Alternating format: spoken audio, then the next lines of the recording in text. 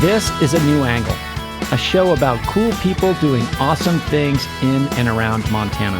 I'm your host, Justin Angle. This show is supported by First Security Bank, Blackfoot Communications, and the University of Montana College of Business. Hey folks, welcome back, and thanks for tuning in. My guest today is Chad Dundas, novelist, journalist, and podcaster. Chad earned his MFA and undergraduate degrees from the University of Montana and has published 2 acclaimed novels, Champion of the World and The Blaze. That has been very fulfilling and very fun and like a very eye-opening kind of like steep learning curve kind of career path for me. It's just so hard to do that kind of art and make a living on it. He's covered sports for prominent outlets such as ESPN, The Athletic, and the Associated Press. In 2020, Chad and his brother Zack teamed up with another sibling pair, Erika and Leif Fredrickson, to produce Death in the West, a true crime podcast. Season 1 went deep on the infamous murder of Frank Little. And today, we're going to learn more about Season 2, available now at all the places. Chad, thanks for coming on the show. You bet. Thanks for having me on. I'm excited to be here. Absolutely. So where did you grow up and what did your parents do? I grew up here in Missoula, went through the public school system in the late 80s and 90s, which was kind of a jumble back in those days. Every school that I went to felt like it either closed or transitioned to being a middle school or an elementary school. So I went to darn near every school in town. Wow, made the rounds. Yeah, and then graduated from Hellgate High School in 1996 and went on to get a bachelor's degree in journalism here at the University of Montana, and then a couple years later went back and got an MFA in fiction, also at the University of Montana. My mom ended up being a juvenile court case manager for the district courts, so she worked in that field for a long time. And then my parents were divorced. My dad moved to Kalispell, where he owns a shipping supplies company now, and my stepdad is an accountant. So you are this kind of multimedia renaissance man in many ways. You've got your novelist, you've got this podcast out that we're going to talk about. You do sports writing, you have a podcast about MMA. Give us the sort of potted bio of how you got into this type of creative work. Yeah, it's kind of out of necessity, to be perfectly frank. So like I said, I came out of college in about 2001. And back in those days, we all thought that we were going to be newspaper writers. Sure. And that was kind of what the entire journalism curriculum at the University of Montana, which was a great functional education just about writing and also like how to be a journalist. But at the time, like we all thought we would go on to be, beat writers or columnists or something for a daily newspaper. And I did do that for a while, working at both the Missoulian and the Missoula Independent for a stint. But in the ensuing 2 decades, that industry has gone through so many changes. And in many ways, that career path has ceased to be for a lot of people, myself included. On top of that, I guess I always knew that I kind of wanted to try to write fiction. But that is another thing that is very difficult to actually earn a living doing. So sort of out of necessity, I've had to become a jack of all trades and a master of none of them. But to have all of these kind of like different buckets that I can go to satisfy myself both creatively and career-wise, but also like literally just to make money. Yeah. So like it's a multi-stream monetization theory for me at this point. At what stage did you decide on graduate school and that path? I did graduate school in 2004 to 2006. Okay. And then after that, worked a little bit at the Missoulian, but had kind of been getting into mixed martial arts coverage on the side as sort of like a niche. So at this point, I've worked at ESPN, NBC News, or NBC Sports, I should say, Bleacher Report, The Athletic. I'm probably forgetting some, but it's just been sort of like one after the other thing. And then, after my latest layoff, which was at The Athletic in June of 2000, I sort of decided that I'm going to try to do it independently because the jobs are at this point few and far between. And even when you land one at this point, it feels very tentative. So MMA is an interesting sport in that it's emergent, but it's also sort of speculative, as you say. Like these media houses kind of go all in, like you said, build out a team and then maybe pull back. What about the sport is intriguing to you? And then, why do you think it is a little transient with these bigger media organizations? I think it's a fascinating sport for a lot of different reasons. At the most base level, I think just athletically, physically, it's a very interesting thing because it's this melting pot of martial arts at its essence. It in its genesis, it called together a bunch of people from different disciplines, basically with the mission statement of trying to figure out what worked and what didn't. Because for thousands of years, you had all of these traditional martial arts that had these theories for how they were based and what their techniques were and how they worked and et cetera, but there had been almost no real free-form, realistic testing ground for that. Sure. And so the history of martial arts in a way was kind of stagnant for like thousands of years. And then mixed martial arts comes along both in Japan and America in the early 90s, and it went through seemingly a couple centuries of evolution within about 2 decades. Just put everything on fast forward. And at this point, the sport that exists today doesn't look anything like the thing that was invented in 1993 in America. So just from like a sheer physicality standpoint, I feel like it's fascinating. In addition to that, it's a very young sport. And so it has all of these problems that more mainstream sports like baseball, football, basketball went through a century ago. Structure, regulation, business model, all these things. Yeah, absolutely. Labor relations. And so like watching all of that kind of happen in real time to me as a reporter is kind of fascinating because I'm essentially a nerd for those kind of stories. So to me adds another layer that I think is super interesting. And on top of all that, it's a very grueling combat sport where people are suffering injuries and they're sustaining brain damage, for lack of a better term. And none of that at this point is all that well understood. And there's a lot of data and study that has gone into boxers, but in mixed martial arts, the sport itself is only about 25 years old.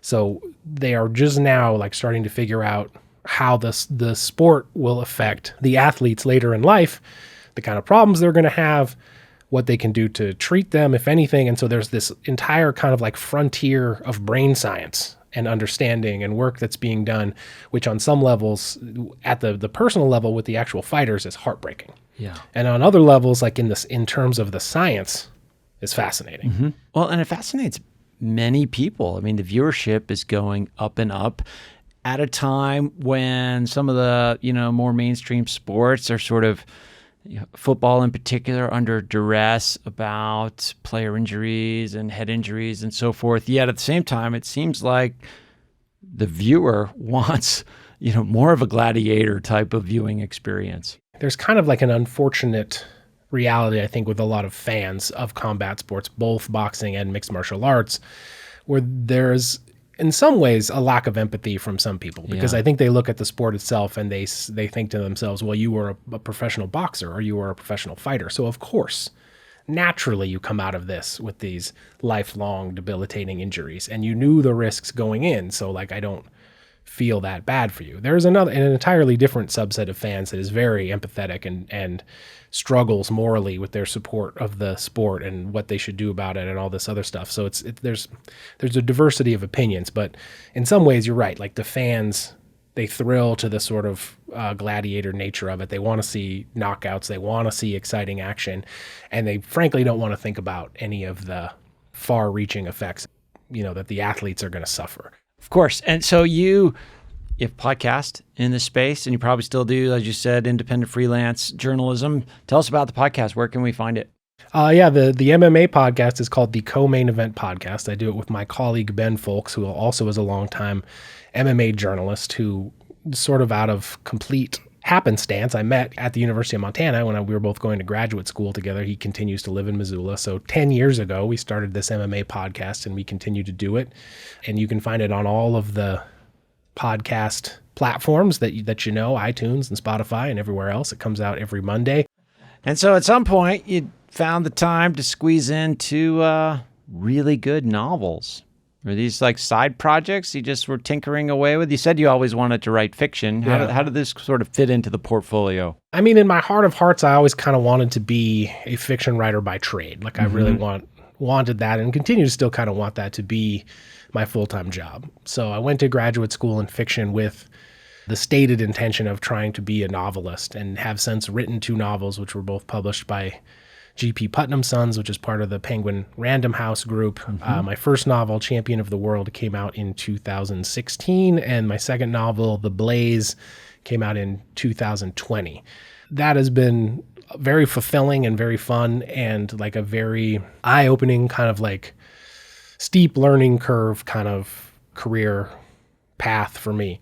Again, like it's just so hard to do that kind of art and make a living on it for a lot of really specific ways about like how they pay you and how it all kind of works out. So I love to do that. I want to do more. I'm doing another book now. I'm writing another book.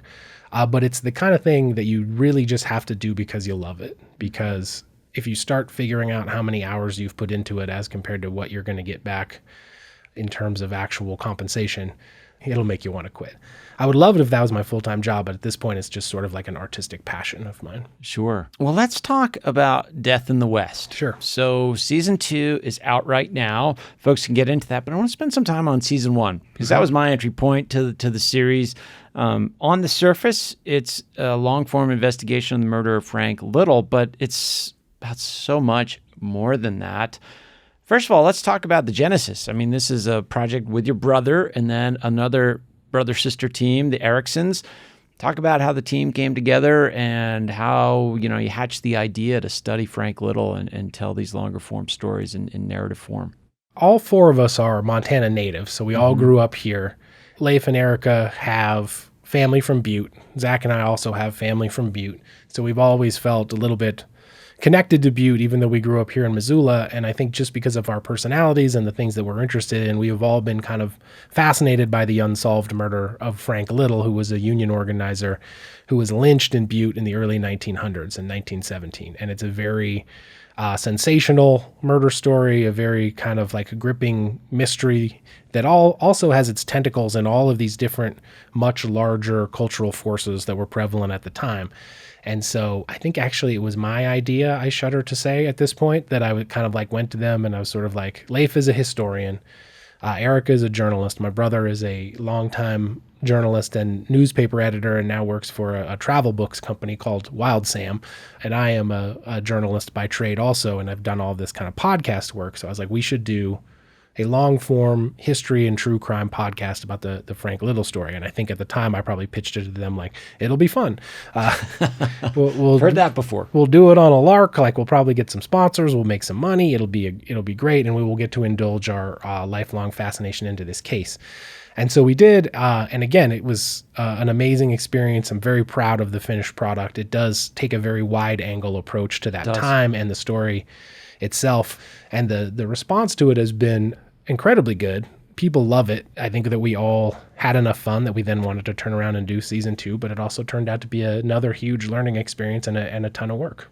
So let's talk about some of that learning in particular. I mean, you probably entered it with some romantic notion and some probably historical notion of Frank Little and the role he's played in Montana politics, culture, labor movement, et cetera. But what were some of the key kind of new learnings for you in that project? Yeah, just about the subject itself. Like Frank Little is this guy who has been a very singular and long-lasting presence in Montana history, but we didn't know that much about the guy, to be perfectly honest. Like you read accounts of him through the lens of Montana history, and they all kind of like regurgitate or repeat the same few facts. Like he's this guy. One of the facts that's overlooked is, and I learned it through the podcast, is how little amount of time he was actually here. Yeah, he was an organizer for the industrial workers of the world, and his job as an adult was he like traveled around organizing all of these different laborers in various places. And then right at the end of his life, he got called to come to Butte in the summer of 1917, where they were having a major and like very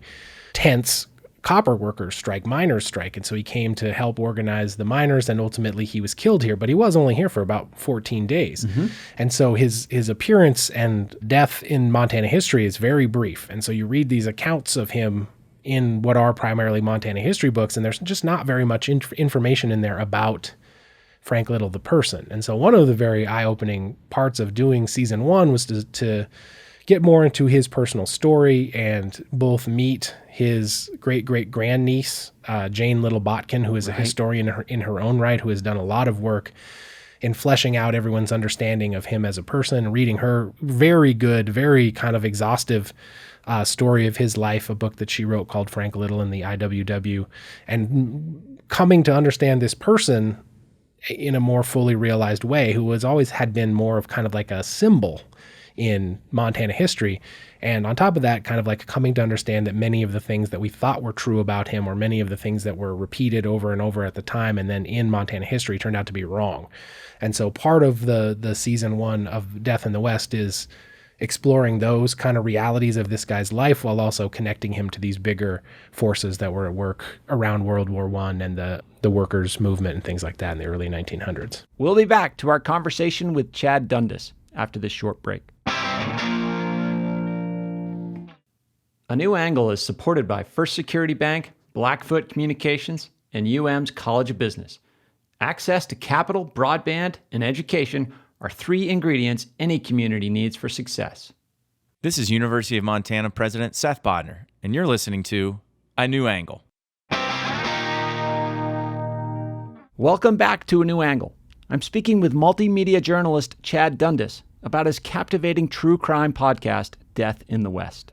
Well, the series is fascinating, and I learned so much not only about Montana history, but just sort of how these sort of narratives persist in a culture. And like you said, we sort of have come to know these things as truths, and the actual stories behind them are oftentimes much different. Yeah. And I think the same would probably apply to season 2, the investigation of the Skyjackings and D.B. Cooper in particular. There's all this mythology around that and legend and lore. Tell us about season 2 without giving too much away, because we want folks to go listen right away. Yeah, season 2 is out right now, so people can go find it again at all of the podcast platforms where they like to listen to their podcasts. In season 2, honestly, I think we wanted to scratch a similar itch that as season 1, but just in a very different time period, in a very different milieu.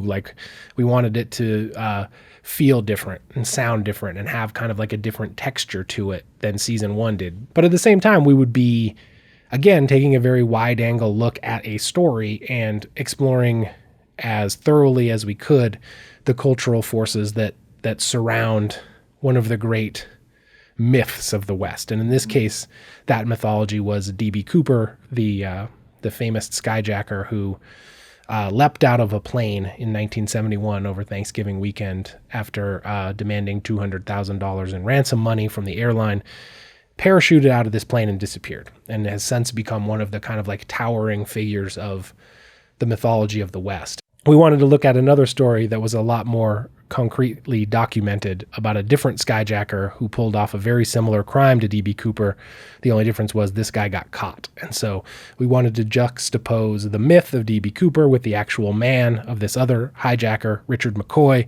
And we kind of wanted to continue to explore the mythology of the West, which we had done in season 1, just in a different time period with a different framing device. Yeah, so let's just sort of drill on a couple things there. And one thing that I had no idea of was how just prolific and prominent and frequent these skyjackings were in the 60s and 70s. Tell us a little bit about that. So in the middle part of the 20th century, the 1950s, 60s, and 70s primarily, flying was just a very different experience for people. There was a lot less security. Airlines were bending over backwards to present commercial flight to Americans as this luxury experience that you could go, fly to a different faraway location that you never would have been able to go to before, and you could have a nice meal and get a cocktail, and everybody would be dressed up. It did seem kind of glamorous. Yeah, my childhood memories of flying were it was this glamorous experience. Right. Yeah. And at the same time, because there was such little security, this whole new kind of crime, skyjacking, was invented and took hold and eventually became kind of insanely common. In the late 60s and early 70s, someone would skyjack a plane in America on the order of about once a week or even more. It was just, you go back through the news reports and it's just constantly in the news. People were constantly doing it. There was a political bent to a lot of it. Like a lot of the people were sympathizers with the Cuban government and they would want to hijack a plane to go to Havana kind of to impress Fidel Castro. But then there were other domestic skyjackers who were just doing it to get money. So it was kind of like a diverse array of people who were involved in it.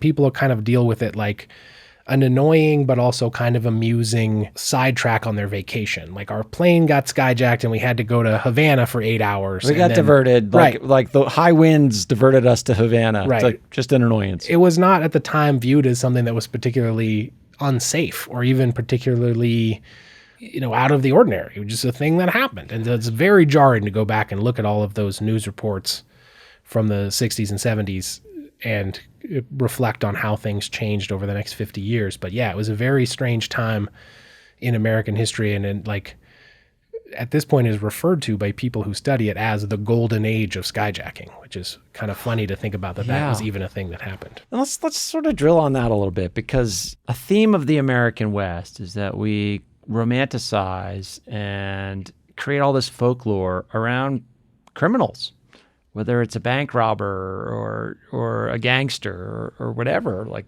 we kind of put these people on a pedestal of a sort. What do you think that is? What does that tell us about society? You're right that it's very strange that we do that. But I think that it fits into a very important cultural identity of the West and sort of like how we view ourselves as sort of like rugged individualists who do what needs to be done and like will buck the system if we feel like it's the right thing to do.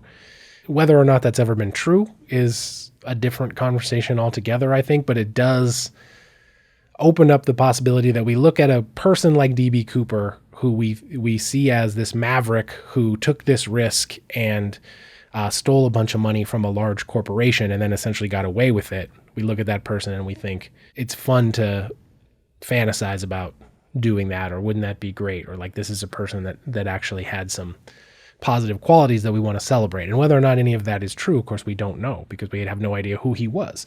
And so it's a very strange thread that runs through a lot of Western culture that we do that with outlaws and people who have broken the law for one reason or another. I mean, do you think it's because some of these outlaws, maybe there's not a clear or singular victim? Nobody is specifically hurt? Yeah, no, I think that's a big part of it. Like both of the Skyjackers that we focus primarily on in season 2, D.B. Cooper and Richard McCoy, as far as we know, they were both first-time Skyjackers. They had never done it before, but they were both very adept at it. It seemed like they were very good at it, and they were kind of, for lack of a better term, gentlemanly about it. Like you talk to the people who were witnesses, and they had a very affable, respectful almost attitude toward the flight crew and the other passengers.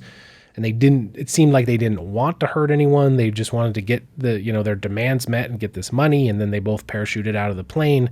But like the people who were involved in the thing kind of testify that they never really felt in danger, which is, I think, an important part of it. And, you talk to people about D.B. Cooper and they invoke James Bond, and it was nicely dressed in a suit and like kind of matter-of-factly and politely went about committing this ransom of the entire plane. But then when he gets his money, he just kind of vanishes into thin air. And so it's easy, I think, to romanticize that kind of story of the sort of gentleman outlaw who then disappears from the face of the earth. And we can imagine perhaps if he lived, went on to spend the money and have this great time with it. So you've done beat reporting, you've done longer form journalism, you've been a novelist, or you are a novelist. Now you've written for narrative podcasts. Talk about your approach to writing in these different domains. What have you learned about your own writing? What kind of writing comes easiest to you? What do you enjoy the most? I had a wealth of great teachers throughout my studies, both in journalism and in fiction. All of them here at the University of Montana, which was a great place to go into either of those subjects back when I was here. But, I like to say that I learned the most about writing from journalism, I think. And it was just through the rigors of actually doing it every day. And it instills in you a very functional and in some ways straightforward, but in other ways, I think I could argue kind of elegant writing style. Like I would like to think that in my own writing, I have like a narrative speed and that it's kind of propulsive and that I don't do a lot of kind of like frilly description or anything like that. It is kind of like a journalistic, more bare bones style, and that gets the reader from point A to point B, and hopefully we have some fun along the way. So they are all kind of connected in my mind, like fiction and journalism and even this like podcasting stuff. A lot of the storytelling aspects of it are both structurally, like narratively, kind of the same. They're all sort of related, and the tenets of storytelling, I think, don't change from medium to medium. But the actual like writing and work can be a little bit different from one thing to the other. In terms of like journalism and fiction, sometimes I like to say that fiction, it's like you're painting a picture. You go with a blank canvas and you can paint. There's no rules. You can just paint anything you want, and at the end, the picture can look however you want it.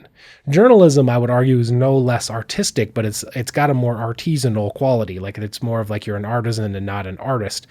It's more like you're building a table. Like the table can be beautiful, and it can be as fancy as you want it to be. But at the end of the day, it's got to work as a table. You got to be able to have dinner on it. It's got to be level. You have to be able to pull chairs up to it. So it has to have this like kind of functional strength. It's like a difference sort of between art and something that has some industry to it. Final question, Chad. Talk about working with your brother. Is this the first time you worked creatively with your brother? I mean, I guess on an actual joint venture, it kind of is. Like we have always had different pursuits together. Like we were in the same punk band for a lot of our childhood, and so we've always kind of been creative together. We have similar fields that we've gone into for work. We were both writers. Like I kind of got into doing writing and journalism because I was 3 years younger than him as a kid, and I idolized him and wanted to be just like him. And he did fiction and journalism, and I wanted to do that stuff too. So a lot of that stuff I kind of owe to him. But we continue to be just like great friends. We never really had any kind of like sibling rivalry or anything like that. We've always had really similar interests, and we're similar people.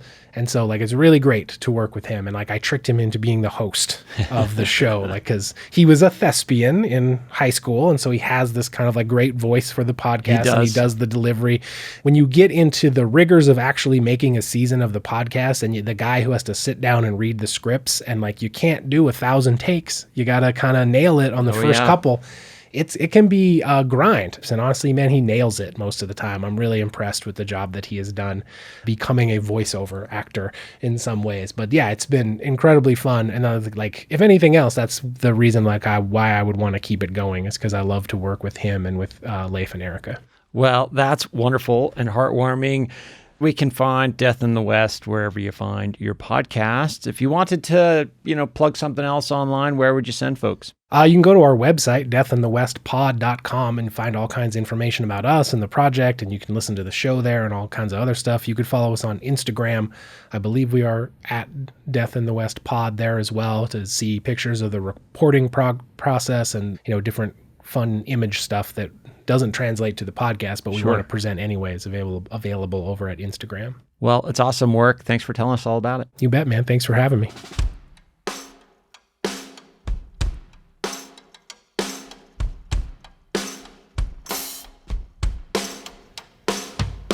Thanks for listening to A New Angle. We really appreciate it. And we're coming to you from Studio 49, a generous gift from University of Montana alums Michelle and Lauren Hansen. A New Angle is presented by First Security Bank, Blackfoot Communications, and the University of Montana College of Business, with additional support from Consolidated Electrical Distributors, Drum Coffee, and Montana Public Radio. AJ Williams is our producer. BTO, Jeff Ament, and John Wicks made our music. Editing by Nick Mott, and Jeff Meese is our master of all things sound. Thanks a lot, and see you next time.